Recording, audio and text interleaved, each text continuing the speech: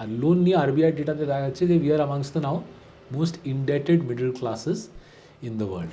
যে রেটে জিনিসপত্রের দাম বাড়ছে সেই রেটে লোকেদের ইনকামটা বাড়ছে না। সো আমরা ইকোনমিস্টরা যারা বলি আমরা বলি রিয়েল টার্মসে ইনকামটা কম্প্রেস হচ্ছে, রাইট? অ্যাজ আ রেজাল্ট লোকেরা বরোয়িং বাড়াচ্ছে।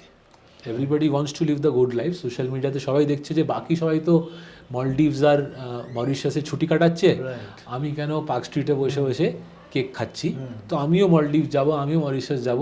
হাউ ডাজ ইট ম্যাটার কি আমার কাছে টাকা নিয়ে আমি ব্যাংক থেকে লোন নিয়ে হলিডেতে বেরিয়ে পড়বো?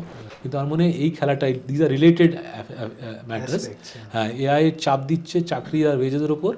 লোকেরা কিন্তু গুড লাইফ লিভ করতে চায়, কেউ বাড়িতে বসে আলু সেদ্ধ ভাত খেয়ে আর থাকতে চায় না। সবাই একটা রমরমের ছোলা ভটুরা খেয়ে নর্থ ইন্ডিয়া ট্যুরে বেরোতে চায়, কিন্তু টাকা কড়িটা পকেটে নেই, তাই লোনটা নিচ্ছে।